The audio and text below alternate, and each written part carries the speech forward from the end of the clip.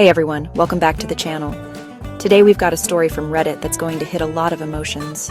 It's about a mom doing everything she can to hold her family together. Working full-time, going to college, raising her kids.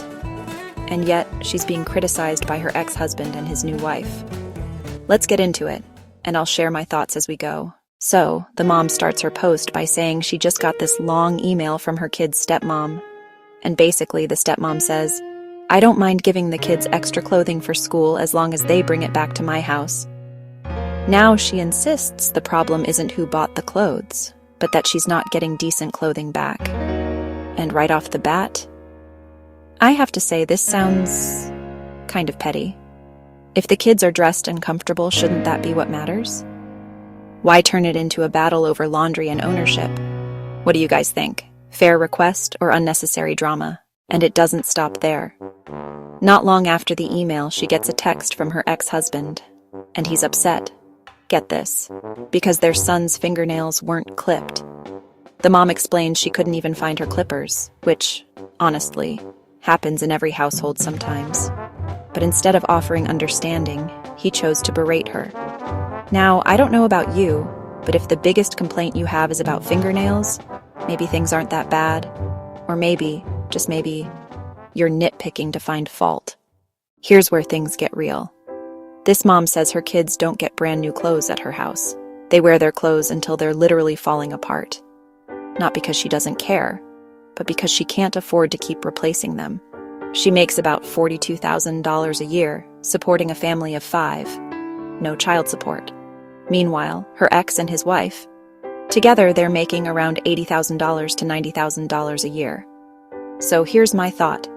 If you're making double what your ex makes, and you see her struggling, wouldn't you want to help? Instead of nitpicking, maybe chip in for some extra shoes or jackets. But nope. Instead, it's criticism, criticism, criticism. And if you think she's just sitting around, nope.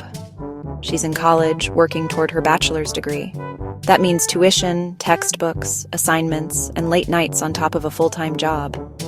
She's trying to build a better future for herself and her kids. But what does she get? Not encouragement, not, "You're doing amazing, we're proud of you." Instead, her ex and stepmom say things like, "Your kids are suffering because you're in school. You don't spend enough time with them." It's like, hold on, she's sacrificing now so the kids can have more later. But instead of seeing that bigger picture, they just pick apart every little flaw. That has to feel exhausting. And here's the part that really hurts.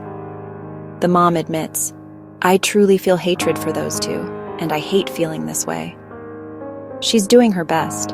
She's holding everything together with tape and glue, but no matter how much she tries, it's never enough. And you can feel the frustration, the broken phone screen, the fact that she had to use talk-to-text just to share this. It's raw, it's emotional, and it's the reality for a lot of single parents out there. You know, sometimes the people who should support you the most end up being the ones who drag you down. And that's exactly what's happening here. This mom doesn't need perfection. She doesn't need fancy clothes or picture-perfect nails.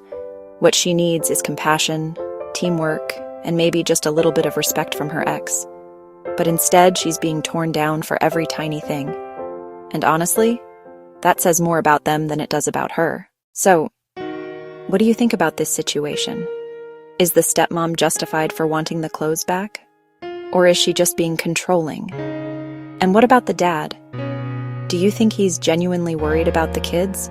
Or is he just using small things to make the mom feel bad? Let me know your thoughts in the comments. And if you've been in a situation like this, I'd love to hear how you handled it. Don't forget to like, share, and subscribe for more Reddit stories with my commentary. Thanks for watching, and I'll see you in the next one. Don't forget to like, share, and subscribe for more Reddit stories with my commentary. Thanks for watching, and I'll see you in the next one.